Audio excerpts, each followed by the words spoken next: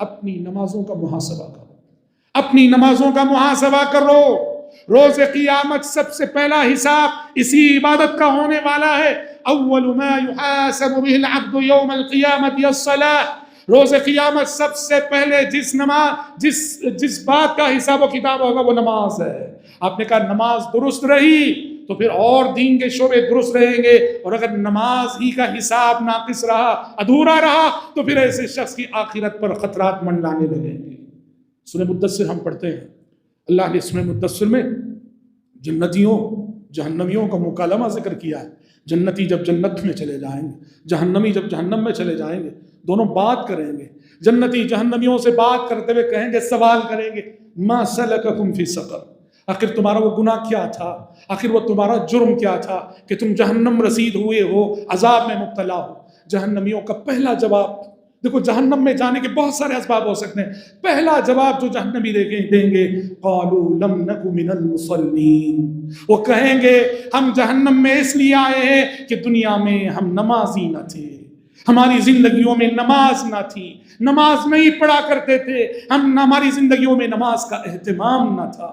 پھر دوسری باتیں کہیں گے، وَلَمْ نَكُنْ نُطْعِمُ الْمِسْكِينَ، غریبوں کو کھانا نہیں کھلاتے تھے، وَكُنَّا نَخُوضُ مَعَ الْخَائِضِينَ، گپ شپ کرتے تھے، بیکار کی مجلسوں میں بیٹھ کے لا یعنی گفتگو کرتے تھے، لغو باتیں کرتے تھے، لغو مجلسوں میں شریک، وہ سارے۔ لیکن پہلی چیز جو جہنمی جہنم میں جانے کے سبب کے طور پہ ذکر کریں گے، وہ کہیں گے نماز، لَمْ نَكُ مِنَ الْمُصَلِّينَ۔ اس لیے بھائیو، اپنی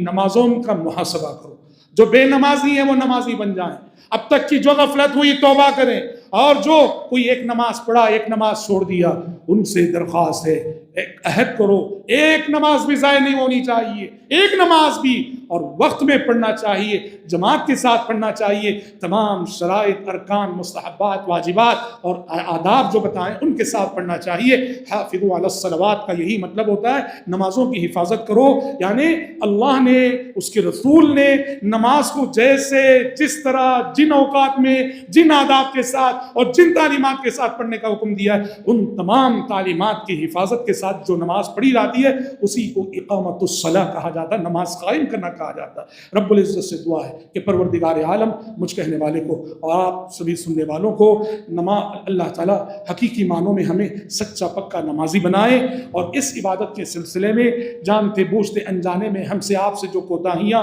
اور غفلتیں ہو رہی ہیں، اللہ محض اپنے فضل و کرم سے معاف فرمائے، اور اللہ ہمارا شمار اپنے ان نیک صالح بندوں میں فرمائے جن کو اللہ کی جانب سے ہر آن اور ہر لمحے ہدایت پر استقامت نصیب ہوتی ہو۔ اللہم آمین۔